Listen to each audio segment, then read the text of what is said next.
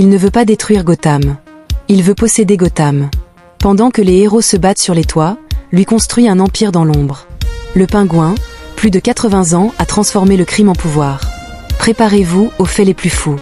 Le Pingouin est apparu en 1941 dans Detective Comics DS58, créé par Bill Finger et Bob Kane comme un gangster sophistiqué destiné à contraster avec Batman. Dès le départ, il a été pensé comme un méchant qui utilise l'intelligence, l'argent et l'influence plutôt que la force physique.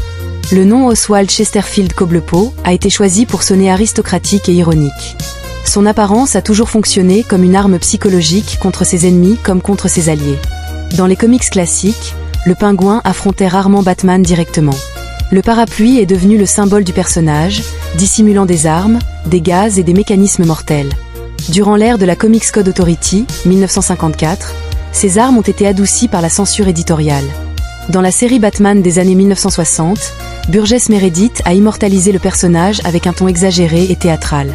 En coulisses, Meredith a souffert de problèmes de santé aggravés par une consommation excessive de tabac, environ 5 paquets par jour pendant les tournages.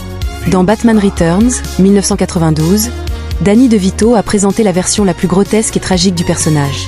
Tim Burton décrivait le Pingouin comme un symbole de l'abandon social de Gotham. Dans les années 2000, les comics ont redéfini le personnage en mafieux corporatif et stratège. L'Iceberg Lounge est devenu sa base officielle dans le canon moderne. Dans Gotham, Robin Lord Taylor a réinventé Oswald comme un vilain en pleine construction psychologique. Dans The Batman, 2022, Colin Farrell passait environ 3 heures par jour en maquillage pour se transformer en Oscob. Le processus impliquait plusieurs prothèses en silicone, créées par le maquilleur Mike Marino. Pour la voix du personnage, Farrell a mélangé des accents irlandais, italiens, cockney et yiddish, avec l'aide de coachs vocaux professionnels. Le succès de son interprétation a conduit à la création de la série The Penguin, produite par HBO. L'intrigue explore les bas-fonds de Gotham, le crime organisé et la lutte pour le pouvoir.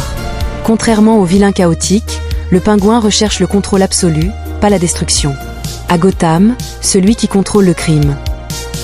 Abonne-toi à la chaîne Ville d'Arc, mets un like, et merci à toi pour ton soutien.